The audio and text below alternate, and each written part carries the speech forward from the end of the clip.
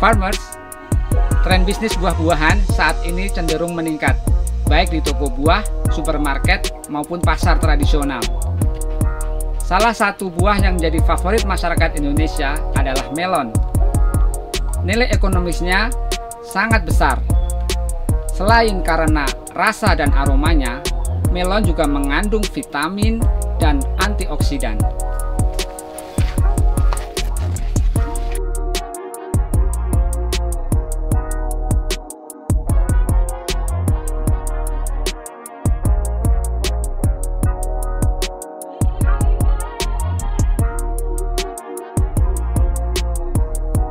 Melon yang dibudidayakan di dalam greenhouse memiliki kualitas yang lebih baik dibanding melon yang dibudidayakan di lahan konvensional. Karena di dalam greenhouse terlindung dari hama penyakit, terlindung dari sinar matahari berlebih, dan angin yang kencang.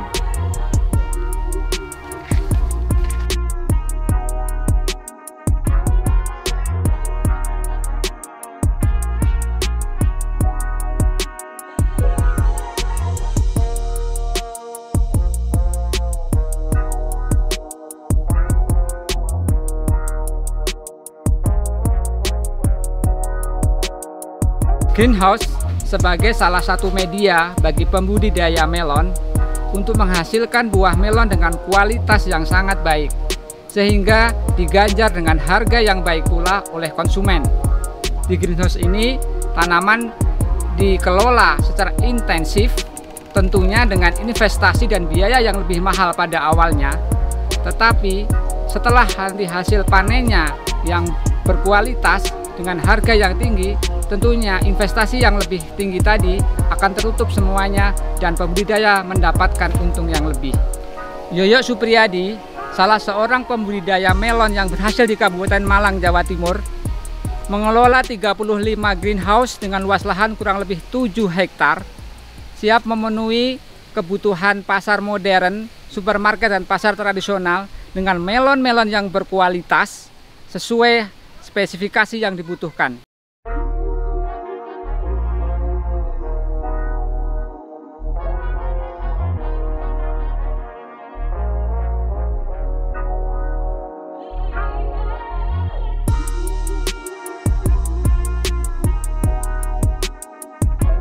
Melon yang bagus itu yang seperti apa, Pak? Yang seperti ini, yang batiknya udah kerok ini, nutup semua, keluar cincinnya. Ini kan kayak cincin ini. Ya. Nah, cincinnya udah nutup semua itu, terus ukuran besarnya juga pas.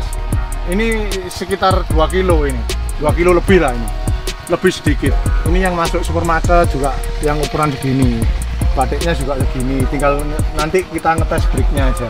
Untuk ketika panen itu beratnya berapa? Kira-kira berapa? Untuk masuk supermarket itu minimal 1,5, maksimal 3 kilo. Dan postur buahnya yang seperti ini yang masuk itu. Ini nggak mungkin nggak masuk, pasti masuk ini yang super kayak gini. Ini kalau ini 18. Kita kalau ukuran petani nggak pakai timbangan, langsung kita pakai ini aja udah bisa. Kalau ini di atas 1,5 pasti. Begini. Kalau ini nutup jempolan saya sini sampai sini berarti belum ada 1,5. Loh, ini kan udah lebih. Nah, terus ini kan pakai greenhouse. Terus bawahnya pakai mulsa.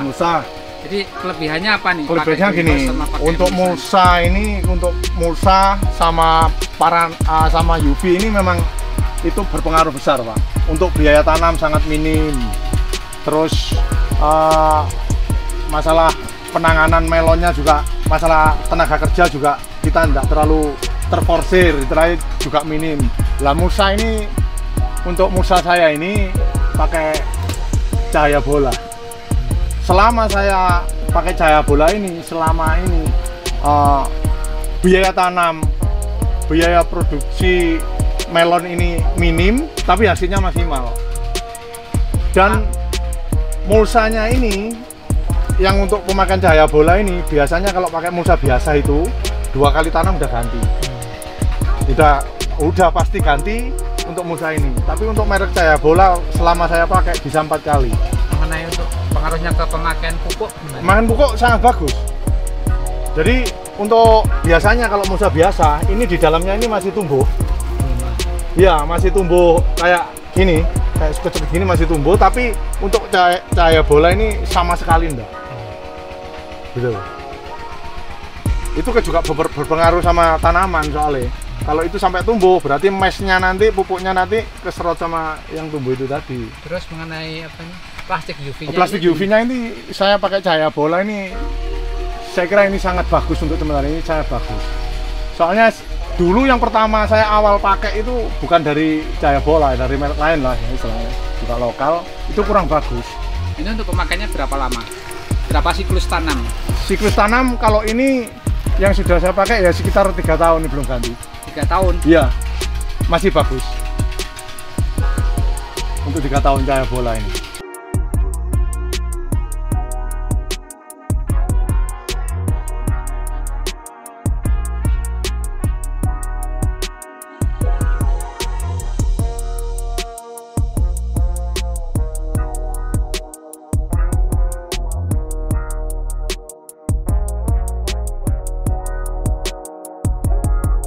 Farmers, inilah Bapak Yoyo Supriyadi, salah seorang pembudidaya melon yang berhasil di Kabupaten Malang, Jawa Timur. Beliau inilah yang membina petani-petani melon di sini untuk membudidayakan melon dengan lebih intensif, dengan lebih modern, tidak hanya menanam melon di lahan konvensional. Mari kita berbincang-bincang dengan Bapak Yoyo Supriyadi. Pak Yoyo. Ya. Saya Arif dari Agristim TV dan majalah Agrina. Ya. Bisa nggak Pak Yoyo menceritakan kepada kami sejak kapan sih Pak Yoyo menjadi petani dan tertarik dengan membudidayakan melon ini? Awal mula kurang lebih ya 3 tahun saya untuk membudidayakan melon ini. Tapi saya tertariknya ini karena budidaya melon memakai greenhouse. Jadi kurang lebih 3 tahun untuk pembudidayaan melon ini. Dan untuk masalah istilahnya saya di sini kan sebagai penanam modal. Jadi untuk pengerjaan segala macam itu semua dari petani. Jadi semua ini itu dari petani, dan membina untuk masalah penanaman melon ini saya juga ikut berkecimpung masalah pembuahan, masalah nanti buahnya itu bisa maksimal atau enggak, itu ya kita sharing sama petani.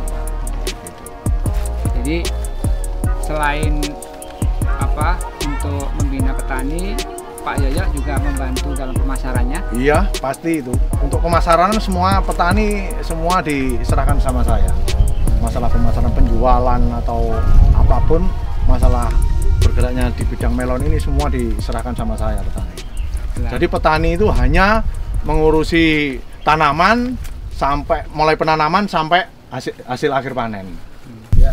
Kalau membudidayakan melon dengan greenhouse ini pastinya kan investasinya jauh lebih mahal dibanding dengan budidaya melon di lahan konvensional. Nah itu apa enggak memberatkan dalam investasi awalnya? Memang gini, penanaman di konvensional sama yang di dalam greenhouse itu jauhnya memang luar biasa, hampir separuh lebih untuk pembiayaannya. Kalau di dalam greenhouse pasti lebih mahal, pasti itu. Tapi ada tapinya. Di dalam greenhouse itu kualitas buahnya lebih bagus, hasilnya lebih melimpah, dan dari istilahnya hama-hama pun itu juga tidak masuk. Pembiayaan produksi tanam dari emes maupun pupuk segala macam lebih ringan, dan kita nggak pakai pupuk kimia-kimia, kita pakai pupuk organik. Dan untuk investasi yang lebih mahal dari greenhouse pasti, tapi untuk lebih bagusnya melon itu terus harganya mahal, itu pasti tercukupi Pak. Jadi hasil panen yang bagus berkualitas itu harganya bisa mengcover investasi awal. Iya pasti, karena 2 kali panen, dana yang dibuat investasi greenhouse itu 2 kali panen udah tertutup Pak. Sementara dalam satu greenhouse ini bisa dipakai berapa lama? Nah, untuk greenhouse ini minimal itu 3 tahun Pak, sampai 4 tahun minimal. Minimal.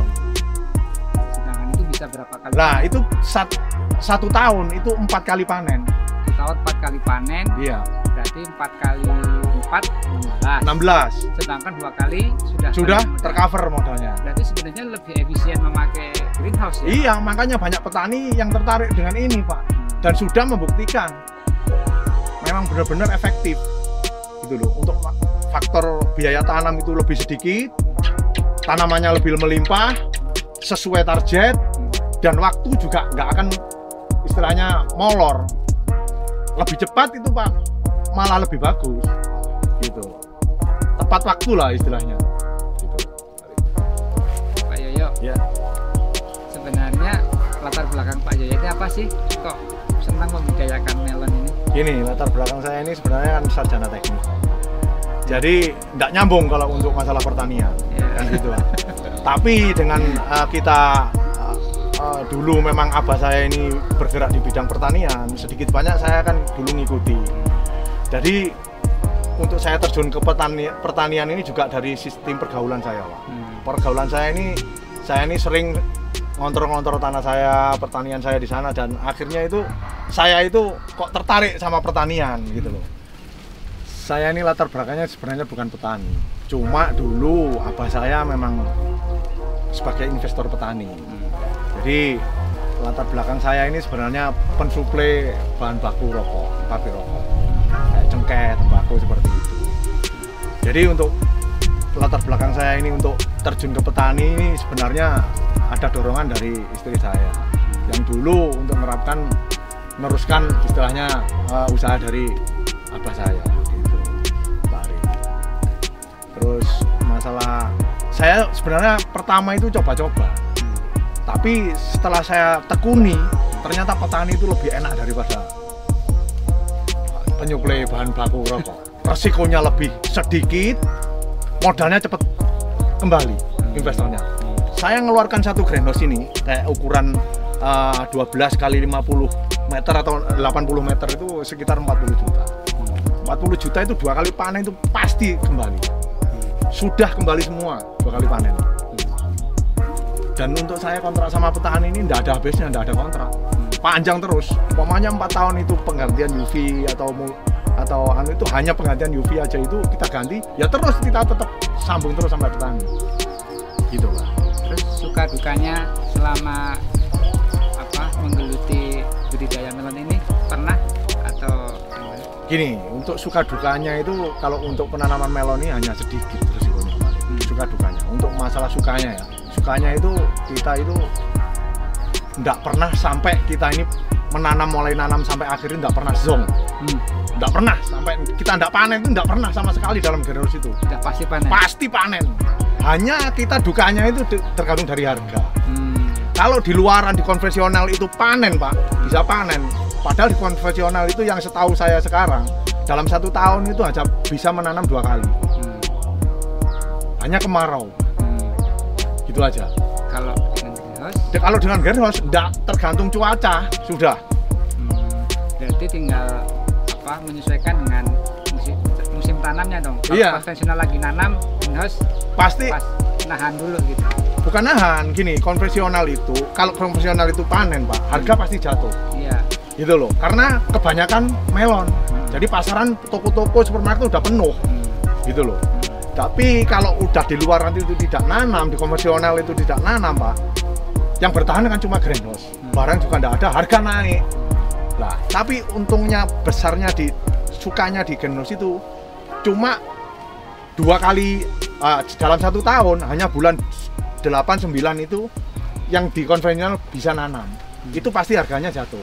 Tapi setelah bulan 8-9 itu bulan 10 ke atas itu harganya kembali lagi, Pak.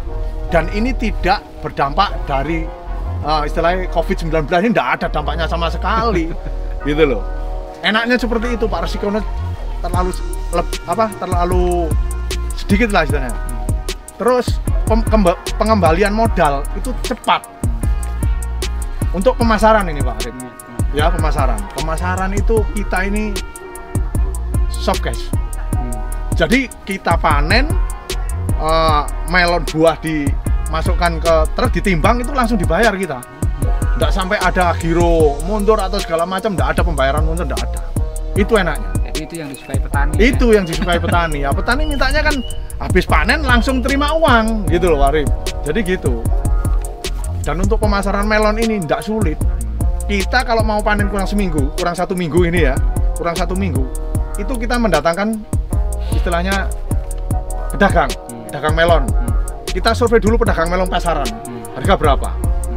Lah nanti kita tinggal hitungan sama pedagangnya. Kalau pedagang pasarannya itu mintanya yang B, grade B. Nah untuk yang A kita masukkan supermarket, Pak. Harganya juga lebih tinggi. Gitu. Terus apa harapan Bapak ini? Kan banyak anak muda nih sekarang yang enggan terjun ke dunia pertanian. Padahal ini potensinya luar biasa. Indonesia ini luas, Gemah Ripah, Jinawi. Tapi banyak anak muda sekarang itu yang tidak tertarik dengan pertanian. Nah, ini Pak? Ini Pak Arif, ini perlu dicontoh. Sekarang ini untuk petani saya ini tidak ada yang istilahnya tua, Pak. Petani saya ini semuanya milenial. Semua milenial. Karena apa? Mereka pertama ya enggan untuk terjun ke pertanian. Tapi setelah lihat hasilnya, lihat pengerjaannya juga ringan, sekarang ini mulai tertarik semua.